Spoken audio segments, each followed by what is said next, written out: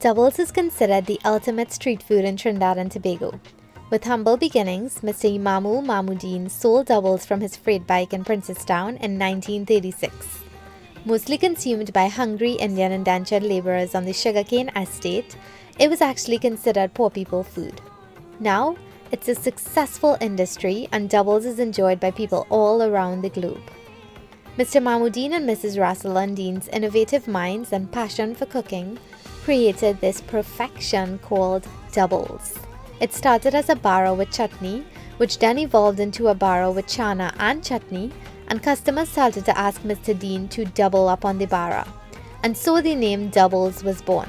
And you can choose the amount of pepper you want, slight, medium or heavy. Doubles is a cousin to the popular North Indian dish Chole Bhature. Doubles is usually eaten for breakfast, but it's an all-day favorite. I have a favorite doubles vendor for each time of the day. Yeah, the obsession is that serious. This self-proclaimed doubles glutton has done lots of research on doubles, experimented with ingredients, did research and more research all over Trinbago, which brings us to where we are today. Stay tuned as I demystify Trinidad and Tobago's #1 street food recipe, doubles. And it's actually really easy to make. I think once you use this recipe, you might open your own double stand or your little double shop soon.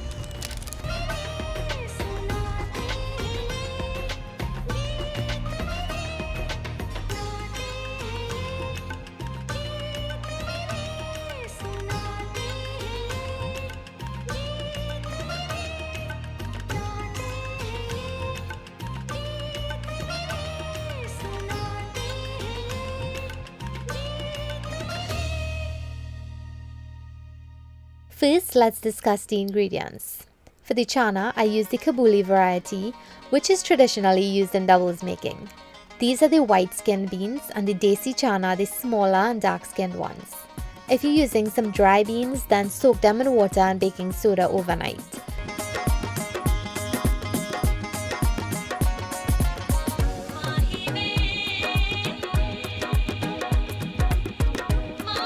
And you can also use some canned chana to make life a little bit easier.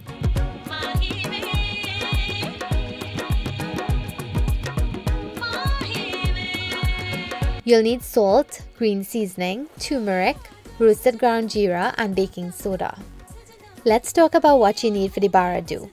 I have flour, yeast, sugar, baking soda, salt, lukewarm water and some oil.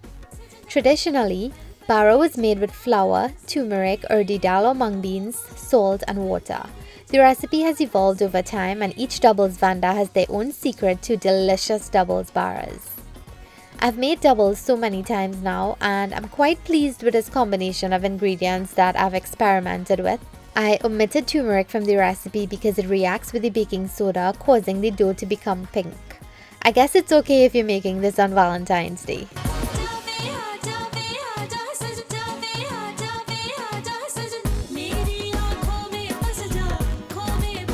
Urdi or mung beans were also omitted from the original recipe when Mr. MamooDeen started serving bara with chana. The protein source came from the chana now instead of the bara, and it also minimized the cost of production for the Deens. Now we need that true Caribbean flavor, the green seasoning. I'm using some shadow benny or bandania leaves, garlic, pimento peppers and hot peppers.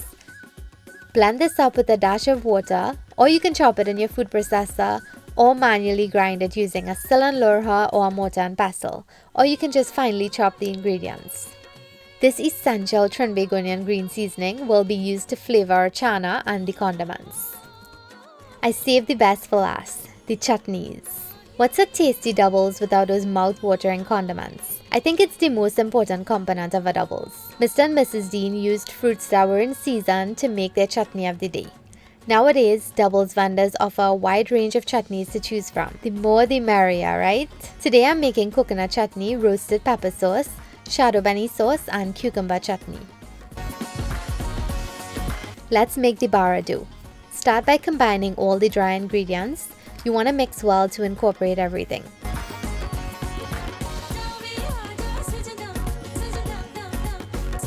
Add some lukewarm water and pull it into a nice soft dough. You want the dough to be softer than roti, so softer than paratha and definitely softer than a sada roti dough. In the many times I've made doubles, I used many different brands of flour with different protein contents, and I found that the flour with a low protein content results in the softest baras. Cake flour or pastry flour will work best, but if you can't get that, use all-purpose flour. Only an obsessed doubles glutton like your girl here is concerned about what type of flour to use. There's no need to over-knead the dough. Once you create one soft dough, massage some oil on top, knead it in, and cover with a damp paper towel or a tea towel and let it sit. I like letting it sit overnight. My mom told me when she spent vacation by her uncle, who was a doubles man, she saw him kneading the dough the night before, and she said his baras came out really nice and soft. However, it's not really necessary. Most doubles vendors need more dough if they run out, and it still comes out great. While the bara dough does all its dough magic, let's work on the chana. I know most of you are not fans of pressure cookers, but it's been the best method I've tried. If you have an instant pot, that's even better. You want to add the soaked and washed chana, water and baking soda to a pressure cooker on medium heat and let it come to a boil. Skim off the scum that froths up at the top and cover the pressure cooker and let it go for about 40 minutes.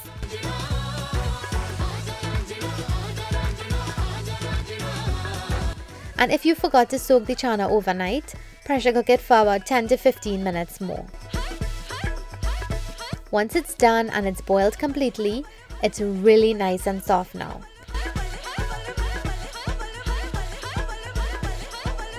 Add some water, salt, green seasoning, turmeric, roasted ground jeera and baking soda. And once the baking soda is added in there and it reacts with the turmeric, you'll see that red color forming. Right now the chana is really nice and soft, and the baking soda actually melts away that tough skin that we all despise when eating doubles. Now we need to add some texture to our chana sauce. Use a dal chutney or a potato masher and further mash some of the chana grains.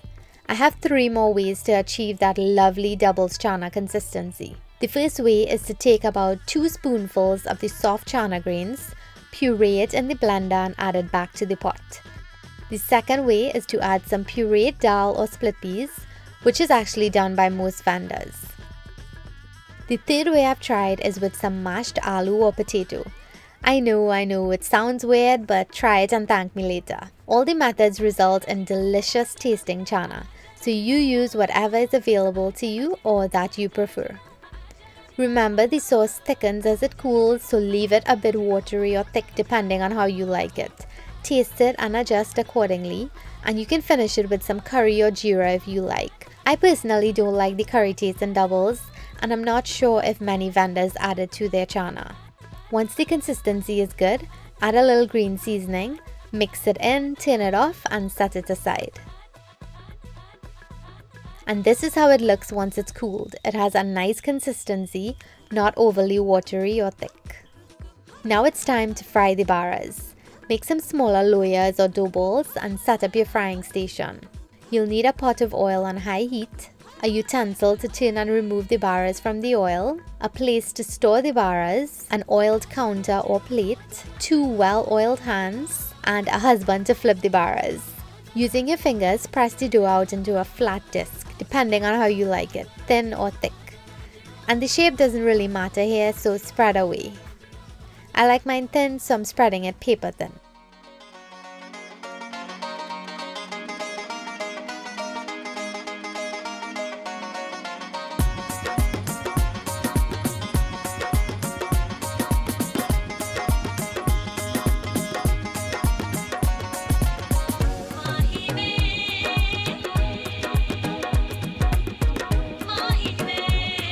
Add it to the oil and fry it for about 2 to 4 seconds, flipping it once or twice.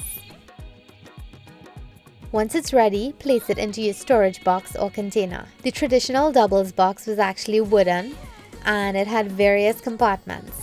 It was made to keep the food insulated while MamooDeen rode his bike around to sell. Vendors now, they construct different types of boxes to keep their food warm while they sell. I like using a cast iron pot to store the baras because it retains heat really well, And it makes the baras extra thin when they're stacked up on top of each other, just like the doubles vendors. Except they have thousands of baras and I have, well, about 34. You can also spread a layer of foil in a regular container and then a layer of paper towels and place your baras in there and cover it tightly. Once the baras come out of the oil, they're really crispy, and when they sit in a tightly insulated environment, it keeps them extra warm and soft. Now let's work on the chutneys.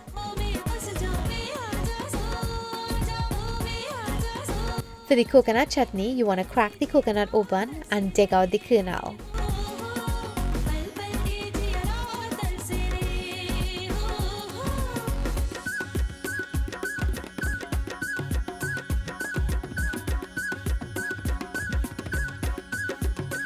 Roast the kernel pieces on an open flame until it's nice and charred on the outside, or until you start coughing from all those carcinogens.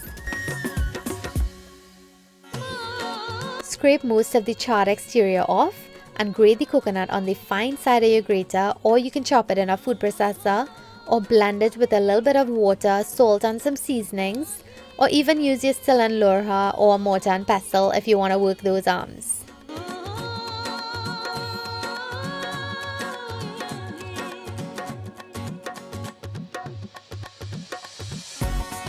Now for the shadow beni or bandania sauce. Blend the bandania with water, salt and sugar until it's a nice thin consistency. For the cucumber chutney, grate the seedless parts, including the skin too once it's organic, and squeeze out all the water, because no one wants watery cucumber on top of their doubles. Don't add salt because that causes it to get even more watery. Most vendors serve the cucumber without seasonings, but you can add a little bit if you like.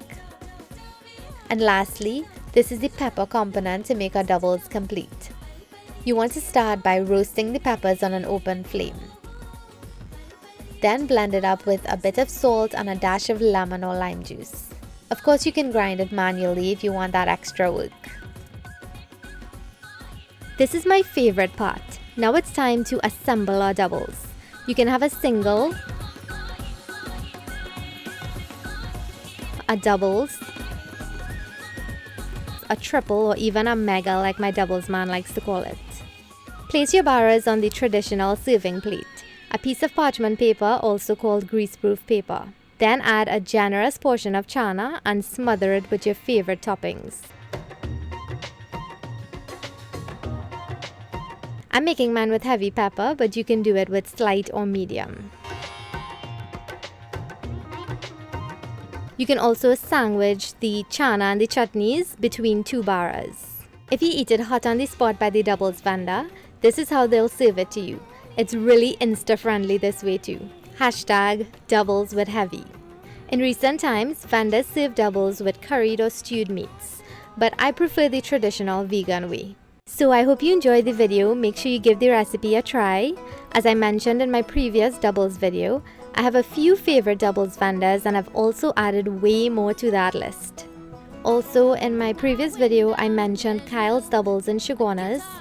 He was one of my favorite doubles vendors and he has since moved on to a better place, and every time I go to Chaguanas, it really saddens me that he's not there anymore.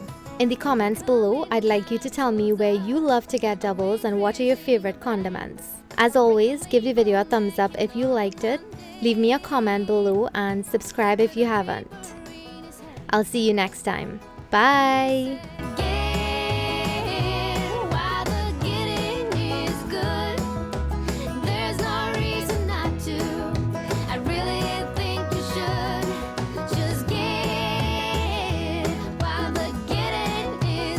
Also, let's celebrate 4 years of Taste of Trini. Thank you so much for being on this journey with me. I couldn't have made it this far without your love and support. So thank you so much.